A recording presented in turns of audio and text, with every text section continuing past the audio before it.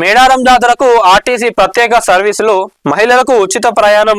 So వీళ్ళకి ఎట్లున్నదో మహిళలందరికీ కూడా ఫస్ట్ నుంచి ఫ్రీ బస్సులు ఇచ్చడం కాబట్టి ఇప్పుడు మేడారంకి కూడా ఫ్రీ బస్సులు ఇస్తామని చెప్తా ఉన్నారు. 51 కేంద్రాల నుంచి 4000 బస్సులు. రవాణా శాఖ మంత్రి పొన్నం ప్రభాకర్ గారు వెల్లడి. ఇది మేడారంకి సంబంధించి. మరి మన తెలంగాణనే కాదు, భారతదేశంలో మొత్తం ప్రపంచంలో ఏడ చూసుకున్నా కూడా one of the biggest tribal festival ఇది. దీనికి కొన్ని కోట్ల మంది జనాలు కూడా ఈ జాతరకు వస్తానే ఉంటారు. మరి జాతర స్టార్ట్ కాక ముందటి నుంచెల్లే ఆల్రెడీ అక్కడ ఏవైతే పనులు కావన్నా అవన్నీ చేపిస్తా ఉన్నారు. భక్తులు వస్తానే ఉన్నారు.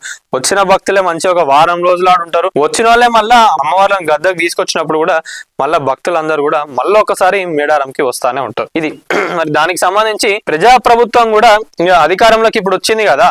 తెలంగాణ వచ్చిన తర్వాత ఫస్ట్ టైం ప్రజాప్రభుత్వం అధికారంలోకి వచ్చింది. వాళ్ళు కూడా ఏదో ఒక మార్కు చూపించుకోవాలి కదా. ఎట్లయితే బీఆర్ఎస్ పార్టీ యాదగిరి గుట్ట కానివ్వండి, ఇంకా గుడ్లను ఏవైతే డెవలప్ చేసిందో అట్లా కాంగ్రెస్ ప్రభుత్వం ఇప్పుడు మేడారం ని మొత్తం కూడా రెనోవేషన్ చేస్తా ఉన్నది. గద్దలను కానివ్వండి, అక్కడ ఉన్న చుట్టుపక్కల పరిసరాలు అవన్నిటిని కూడా 300 కోట్లు పెట్టి బడ్జెట్ అక్కడ మేడారానికి ఇచ్చి వాటన్నిటిని కూడా డెవలప్ చేస్తా ఉన్నారు. మరి ఆల్రెడీ మేడారంకి పోయిన వాళ్ళు మీరు కొత్త మేడారం, రెనోవేట్ అయిన మేడారం చూస్తుంటే ఎట్లా అనిపించింది అనేది కామెంట్ లో తెలపండి. ఈసారి ఇంకా మంచిగా సక్సెస్ అని చెప్పి కొండా సురేఖ గారు, సీతక్క గారు, ఇంకా పొంగులేటి శ్రీనివాస్ రెడ్డి గారు వీళ్ళందరూ కూడా దగ్గరుండి పనులు అయితే చూస్తా ఉన్నారు. మరి ఈసారి మేడారం జాతర ఎట్లుండబోతుందని అనుకుంటారో కామెంట్ లో తెలపండి. దానికి సంబంధించి రవాణా శాఖ మంత్రి పొన్నం ప్రభాకర్ గారు కూడా ఇది 4000 బస్సులు మేము పెట్టినాం ఈసారి మేడారానికి, ఎవరికి కూడా ఎటువంటి ప్రాబ్లం లేకుండా చూస్తాము, ఇంకోటి మహిళలందరికీ కూడా ఉచిత బస్సులు ఇస్తున్నాం అని చెప్పి చెప్తా ఉన్నారు. ఇది మరి మేడారం జాతరకు రాష్ట్రంలోని 51 కేంద్రాల నుంచి 4000 బస్సులు నడిపేలా ఏర్పాటు చేశామని తెలంగాణ రవాణా శాఖ మంత్రి పొన్నం ప్రభాకర్ అన్నారు. మేడారానికి వెళ్లే మహిళలకు సైతం ఉచిత ప్రయాణం ఉంటుందని స్పష్టం చేశారు. రవాణా శాఖ నుంచి 10,441 మంది సిబ్బంది వీధుల్లో ఉంటారని తెలిపారు. మంగళవారం తెలంగాణ సచివాలయంలో ఆర్టీసీ అధికారులతో మంత్రి పొన్నం ప్రభాకర్ సమీక్ష సమావేశం నిర్వహించారు. మేడారం జాతరకు ఆర్టీసీ సన్నద్ధతపై అధికారులకు దిశానిర్దేశం చేశారు.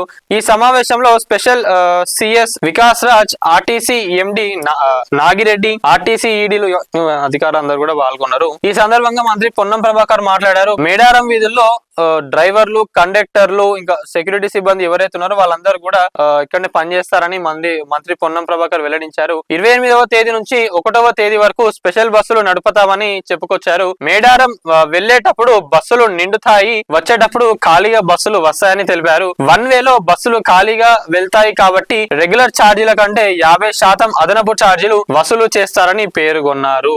50% ఛార్జీలు అదనంగా.